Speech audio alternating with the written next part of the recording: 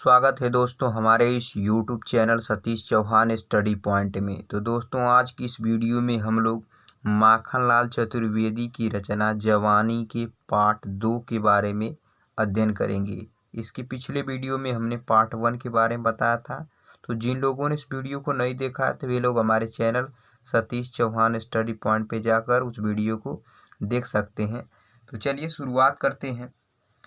द्वार बलि का खोल चल भूडोल कर दे, एक हिमगिरी एक सिर का मोल कर दे, मसल कर अपने इरादों से उठा कर दो हथेली है कि पृथ्वी गोल कर दे, रक्त है या नसों में क्षुद्र पानी, जांच कर तू शीश दे दे कर जवानी। तो सबसे पहले इस पद्यांश के लिए हम लोग प्रसंग देख लेते हैं। तो इस पद्यांश में कवि ने युवा वर्ग को उत्साहित कर रहे हैं और देश की वर्तमान स्थिति को बदलने के लिए संकेत दे रहे हैं। ये हो गया आपका प्रसंग। पिछले वीडियो में हमने संदर्भ बताया था, तो फिर से देख लीजिए। प्रस्तुत पद्यांश हमारी पाठ्य पुस्तक हिंदी के जवानी नामक पाठ से लिया गया है, जिसके रचयिता माखनलाल चतुर्वेदी जी हैं। ये पूरे पाठ के लिए यही संदर्भ आपका रहेगा, इसका आप ध्यान दीजिएगा। चलिए व्याख्या देखते हैं। द्वार बलि का खोल चल भूडोल कर दे, एक हिमगिरी एक सिर का मोल कर दे, मसल कर अपने इरादों से उठा कर दो हथेली है कि पृथ्वी गोल कर दे। तो इस पद्यांश में माखनलाल चतुर्वेदी जी युवा पुरुषों को उत्साहित करते हुए कह रहे हैं कि द्वार बलि का खोल चल भूडोल कर दे, कि हे युवा पुरुषों, तुम्हारे अंदर जो उत्साह भरा हुआ है, ये उत्साह तुम मातृभूमि के लिए बलिदान के परंपरा के द्वार को खोल दो। बलि माने होता है समर्पण अर्थात त्याग। तो बलिदान की परंपरा के द्वार को तुम खोल दो, भूडोल कर दे।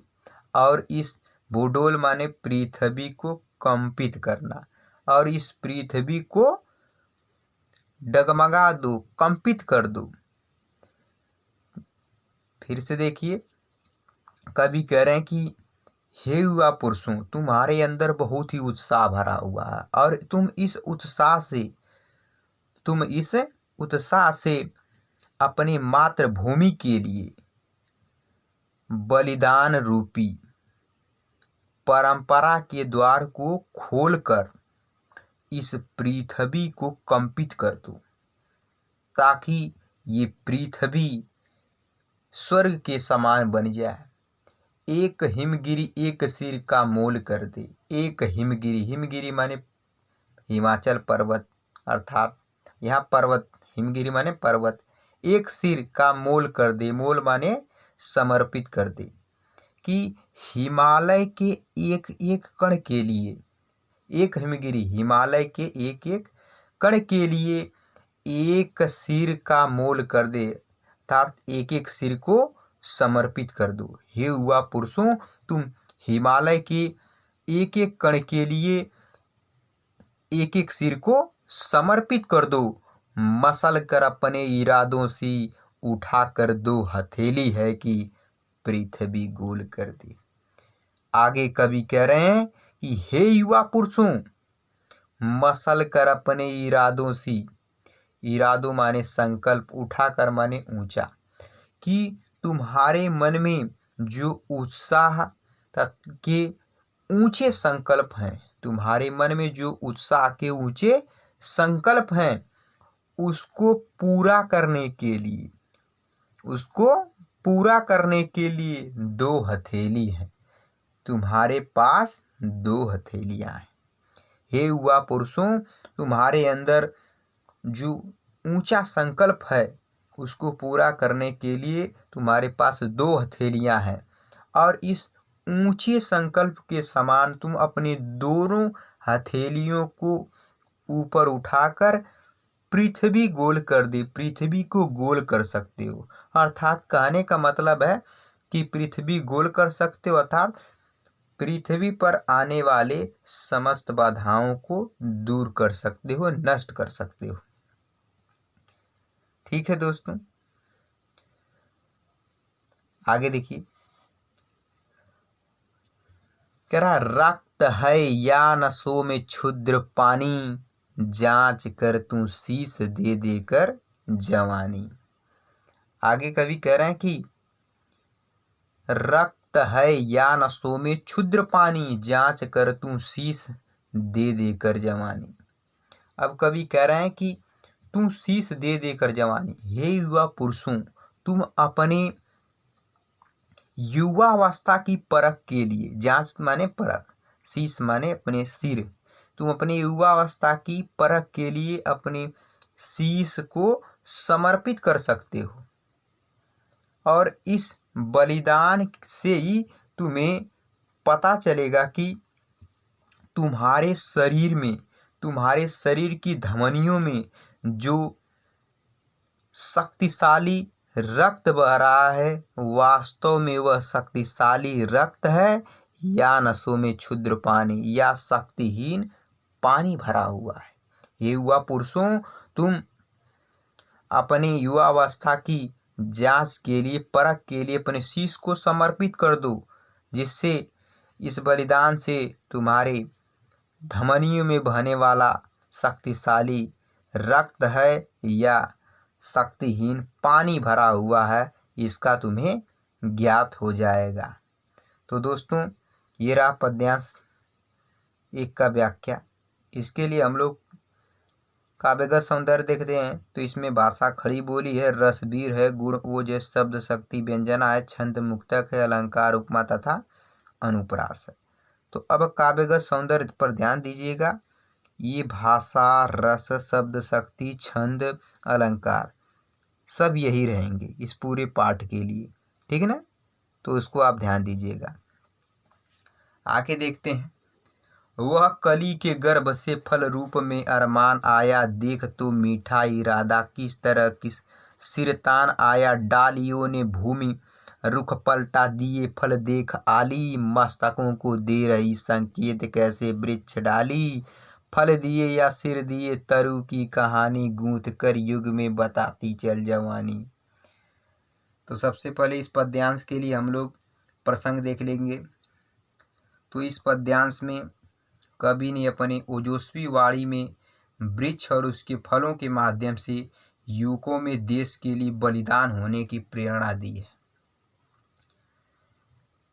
वह कली के गर्भ से फल रूप में अरमान आया, देख तो मीठा इरादा किस तरह सिर तान आया। तो सबसे पहले इसके ये व्याख्या देखते हैं। कह रहे हैं, कवि वह कली के गर्भ से फल रूप में अरमान आया, कि कवि युवा पुरुषों को संबोधित करते हुए कह रहे हैं कि हे युवा पुरुषों,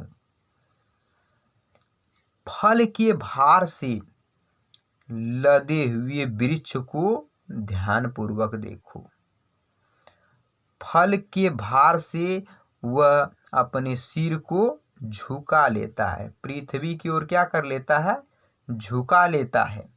वह कली के गर्भ से फल रूप में अरमान आया, और कली के गर्भ से यानी कली के अंदर से जो फल झलक रहे हैं, दिखाई दे रहे हैं, फल रूप में अरमान आया, वे उस वृक्ष के अरमान माने संकल्प, जो कली के अंदर, गर माने अंदर में जो फल दिखाई दे रहे हैं, उस फूल की उस वृक्ष के संकल्प के बारे में बता रहे हैं।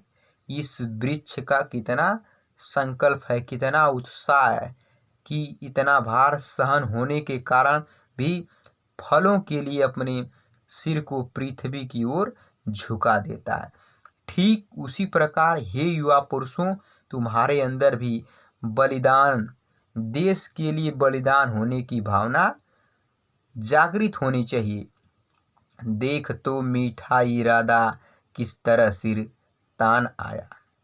कवि करें मीठा में इस प्यारा इरादा मैंने संकल्प, कि हे युवा पुरुषों, इस वृक्ष का संकल्प तो देखो, इसका संकल्प कितना प्यारा है, किस तरह सिरतान आया। सिरतान आया का मतलब गर्व से ऊंचा करना, कि इसका संकल्प कितना प्यारा है।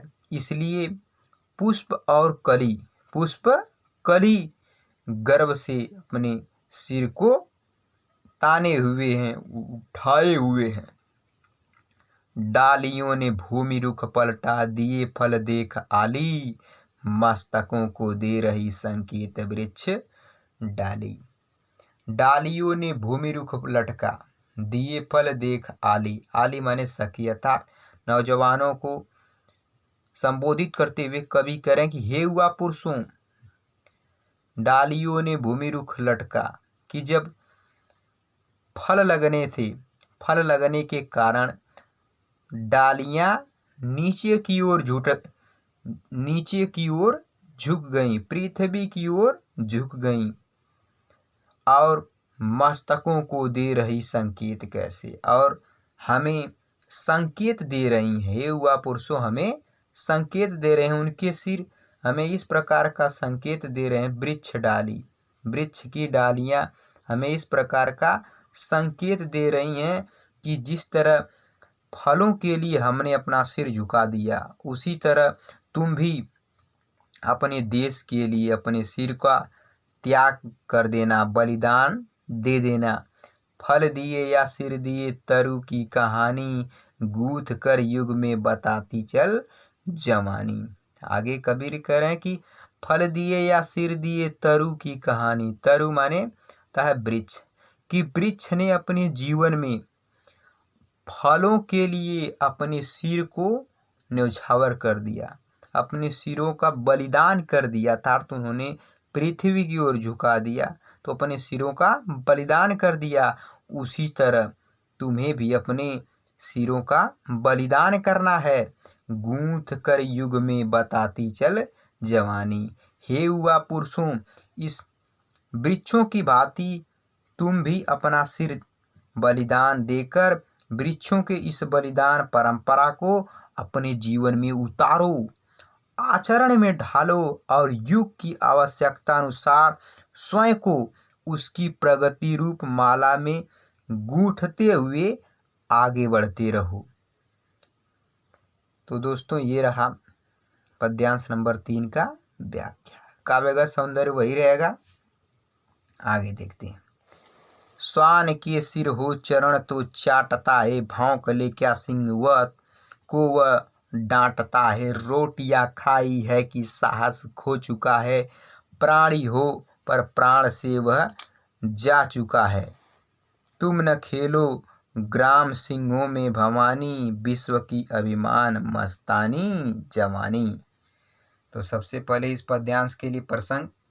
इस पद्यांश में कवि ने स्वाभिमान के महत्व पर प्रकाश डालते हुए युवकों से उसे किसी भी कीमत पर न खोने का आह्वान किया है। तो दोस्तों, ये हो गया आपका प्रसंग। चलिए व्याख्या देखते हैं। करा श्वान के सिर हूँ चरण तो चाटता है। श्वान माने होता है कुत्ता, चरण माने पैर, सिर माने सिर, चाटता माने चाटता है। कि कवि युवा पुरुषों को संबोधित करते हुए करे कि हे युवा पुरुष, कहने को तो सिर तो कुत्ते के भी होते हैं, अर्थात कहने को सिर तो कुत्ते का भी होता है, पर उसमें स्वाभिमान तो नहीं होता है। वह तो अपनी भूख पूर्ति के लिए दूसरों की चाटू करता फिरता है और उसके पैरों को चाटता है, क्योंकि अपने भूख को शांत करने के लिए दूसरों के पैरों को चाटता है।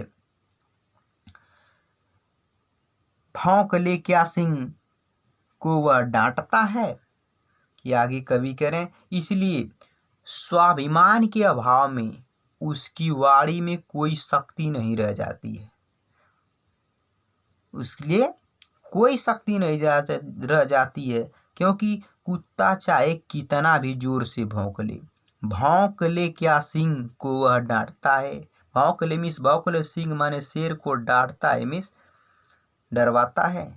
कि कभी कह रहे हैं कि कुत्ता चाहे कितनी भी जोर से भौंक ले, किंतु उसमें उतना साहस नहीं होता है कि वह उसके भौंकने से सिंह अर्थात शेर डर जाए, क्योंकि दूसरे की रोटियां खाते ही उसका स्वाभिमान नष्ट हो जाता है। करा कभी रोटियां खाई की साहस खो चुका है, अर्थात दूसरे की रोटियां खाते ही वो अपने स्वाभिमान उसका स्वाभिमान नष्ट हो जाता है। प्राणी हो पर प्राण से वह जा चुका है। कवि कह रहे हैं कि अतः हे देश के शक्ति स्वरूप नाविकों, तुम्हें अपने स्वाभिमान की रक्षा करनी है और पराधीन नहीं रहना है, क्योंकि रोटी के कुत्तों की भांति रोटी के टुकड़े के लिए अपने स्वाभिमान को खोना नहीं है, क्योंकि जो प्राणी हो पर प्राण से वह जा चुका है। क्योंकि जो कुत्ता होता है वो अपने स्वाभिमान को रोटी खाते ही नष्ट कर देता है। इसलिए तुम न खेलो ग्राम सिंहों में भवानी, विश्व की अभिमान मस्तानी जवानी। कवि कह रहे हैं कि हे युवा पुरुषों, तुम न खेलो ग्राम सिंहों में भवानी। ग्राम मिस गांव, सिंह माने शेर, भवानी मिस भवानी। कि हे युवा पुरुषों, तुम्हें अपनी दिव्य दुर्गा जैसी असीम शक्तियों को ग्राम सिंहों में खेलो मतलब होता है आपस में झगड़ा मत करो, कि आपस में झगड़े करके नष्ट ना करो। कि ये युवा पुरुषों, तुम अपनी दिव्य दुर्गा जैसी असीम शक्ति को आपसी झगड़ों में नष्ट मत करो। विश्व की अभिमान मस्तानी जवानी, अपितु इस देश के दुश्मनों के लिए संहार में अपने इस शक्ति को देश के दुश्मनों में संहार में लगाना है। तुम्हारी विश्व की अभिमान मस्तानी जवानी, तुम्हारी ऐसी मस्तानी जवानी का सारी दुनिया लोहा मानती है। हे विश्व की अभिमान मस्तानी जवानी, हे युवा पुरुषों, ये तुम्हारी मस्तानी जवानी की सारी दुनिया लोहा मानती है। अतः तुम अपने इस मस्तानी जवानी को देश के प्रति समर्पित कर दो और इसे व्यर्थ के कार्यों में अर्थात झगड़े झंझट में न लगाओ। ठीक है दोस्तों, ये रहा जवानी का पार्ट 2। पार्ट 3 की वीडियो अगले दिन। यदि वीडियो पसंद आए तो इसे लाइक, शेयर और कमेंट करिए तथा चैनल पर नए तो प्लीज़ चैनल को सब्सक्राइब कर लीजिए और बेल आइकन को प्रेस कर दीजिए ताकि आने वाली वीडियो की नोटिफिकेशन मिलती रहे। तो दोस्तों, आपको एक ताज़ी खबर बता दिया जाए कि हमारे channel Satish Chauhan study point पे डेली जीके की वीडियो अपलोड हो रही है। तो जिन लोगों को देखना है तो वे लोग हमारे channel Satish Chauhan study point पे जाकर देख सकते हैं। कक्षा 10 का गणित और कक्षा 9 का भी गणित की वीडियो डेली अपलोड होती है। ठीक है दोस्तों, तो इस वीडियो को ज़्यादा से ज़्यादा शेयर करिए। ठीक है, अगले वीडियो मिलेंगे, तब तक के लिए बाय बाय, धन्यवाद।